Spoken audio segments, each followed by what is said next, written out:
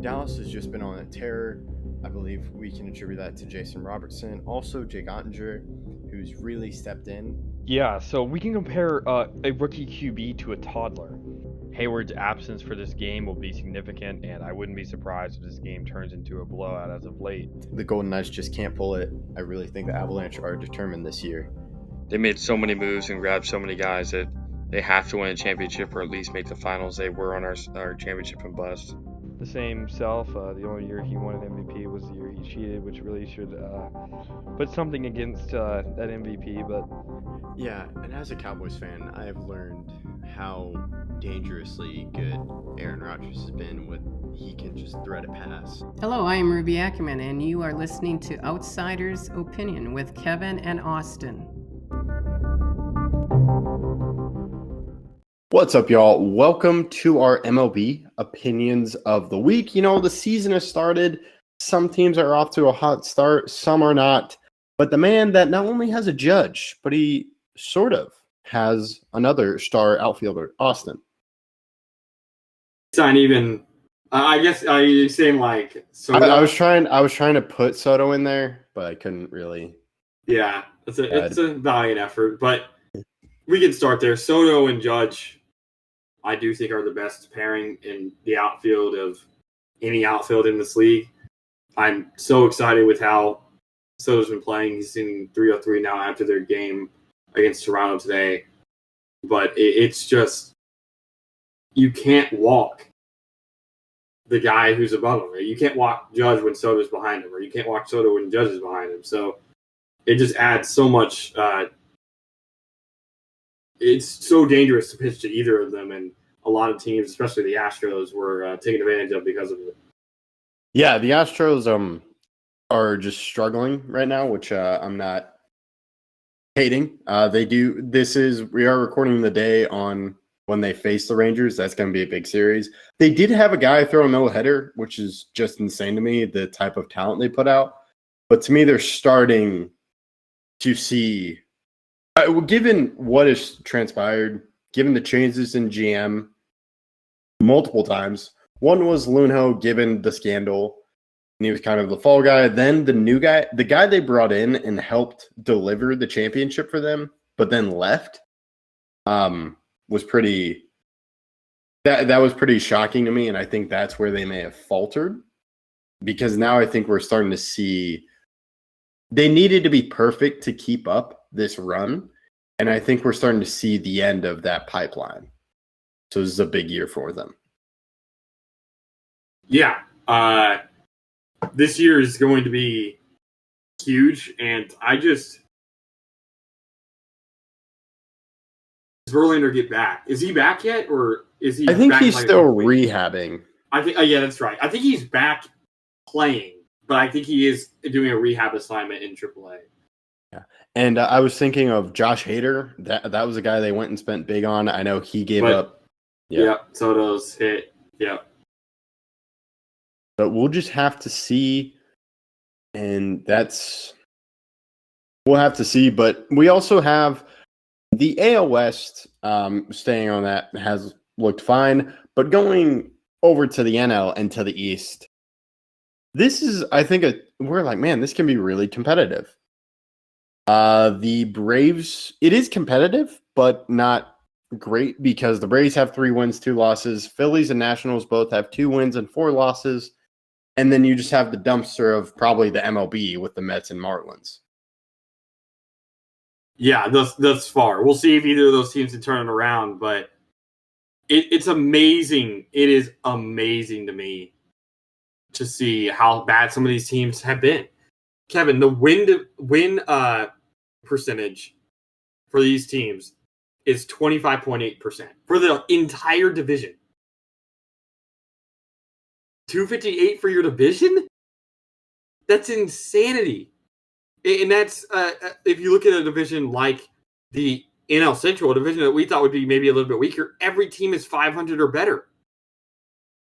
Every team has a 0 or positive run differential, while every team in the NL East besides the Braves has a negative run differential. It's really remarkable how bad this division has been really to start out. A division that, like you said, we thought would be very competitive is obviously that, but in the wrong sense. Yeah, and the Marlins are 0-8. They're closing in on the 0-9 record of the Twins to start a season. And this is a team we talked about it before.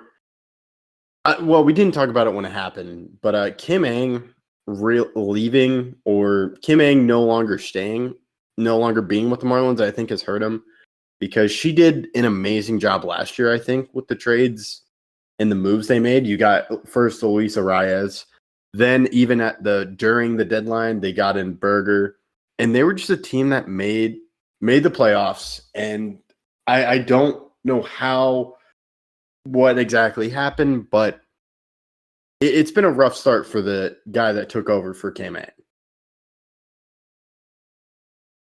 Yeah, you're 100% right. And we'll go right into a little bit why this is early injuries. Yuri Perez is going to have to get Tommy John surgery. And that only furthers the hole that the Marlins will fall into. And I really think this could get bad. I don't think they'll win 60 games this year anymore. I don't see the avenue for that to happen with Sandy Alcantara not coming back until mid-year because of his late season Tommy John surgery last year. And obviously the Yuri Perez injury. They may trade. I mean, you sent me a trade where they may trade Jesus Luzardo and Luis Arias. Right. Yeah, they only have one hitter in Jake Berger that's above an 85 OPS plus. And that being tied between Josh Bell and Jazz Chisholm. Their defense hasn't been great. It's bad. And it's a historically bad franchise except for the years that they've won a title. Yeah. That's well put. It's just been rough. There's no medium for this team. And you said before you weren't a huge fan of Tim Anderson. I liked it, but that's given with how the Marlins operate, where they don't really spend big. They don't really go out and spend. They try to trade and they try to develop guys. And just their pipeline doesn't have a lot of shortstops. They moved one shortstop, Jazz Chisholm, to center because they didn't have a guy there in their pipeline to really do it.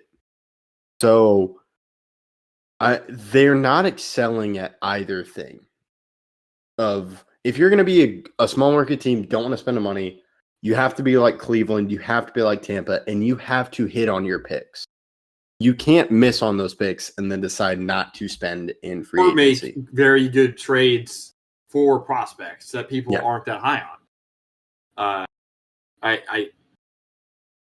They're in a very bad spot, and I don't know if the way out of it is short term at all. Yeah, no, it looks like they might have to trade Arias, who they just traded for. They traded away a pitcher, Pablo Lopez, who seems to be doing well with the Twins, and they're just not going to get a lot back given what happened. So, it really, really tough spot for the Marlins.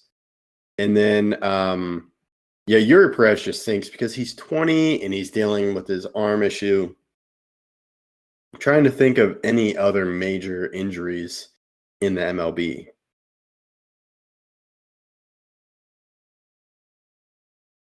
Jonathan Loaisiga was put on the 60-day IL with a flexor strain. That hurts. He's one of our better relievers, and him being put on the 60-day IL hurts. Obviously, there's Josh Young, who was it a fractured wrist? Yeah, fractured wrist. With a pitch hit by a pitch by Phil Maton. Yeah, that's terrible. But we talked about depth. The Rangers have some great depth. I know they called up Foscue, and now you have Zeke playing third base. I'm also a fan of Jonathan Ornelas. I was at an exhibition game, and he just made an incredible dive. He's a great defensive shortstop. But this is tough for Josh Young, who's dealt with injuries his entire kind of career. He dealt with a shoulder injury in the minors, then COVID. And then he had, I think, he had a thumb injury, and now he got this wrist injury. So it's just sad because he's been a really bright spot, and he was a bright young player. So we'll just have to see. But next thing, I'm trying to think what else. You do have the Pirates really streaking and doing very well so far in the MLB standings. you are correct. That is definitely something that I didn't expect them to start as well as they have started. I've been very impressed with how they played. Now, I do believe who did they start the year out against? Was it against the Marlins? They might have. I believe it was. I'm gonna check the schedule just to make sure. Let's see if I can get to the schedule. It was against the Marlins. Yeah, Okay. They started 4-0 because of the Marlins. But they also have they did also win the series against the Nationals, and then they are going to play against the Orioles. They're in the game right now as we're recording this. We'll see how that series goes. Another team that I'd like to mention is a team that I had second in the AL before the year, and that's the Tigers. They started 6-1. Now, obviously, they've also played some poor teams because they also played the Mets, which they won that series 2-1. And then they also just beat the Athletics yesterday as we're recording this. And they've also played the White Sox. So White Sox, Mets, Athletics for your wins aren't necessarily the greatest, but starting 6-1 is very, very good. Yeah, that's a good point. But yeah, so it's been a fun start. I think we've had some fun games and we've had some fun moments. This, I think, Houston Rangers series is going to be really fun nationally as well because of the ALCS and just kind of the bad blood between these two teams. 100%. It's going to be an exciting year. Yeah, I'll toss it back over to you again to close it out. Yeah, thank you guys for listening. Are there any injuries that we didn't mention that you'd like us to? What are your thoughts on the Marlins, the Tigers, all these teams that are either starting hot or really cold? And catch us in our next video, please.